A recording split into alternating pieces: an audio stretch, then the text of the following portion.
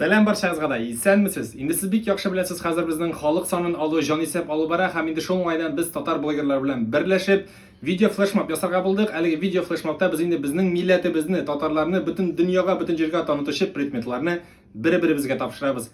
Rahim etib qarag'iz. Rahmat.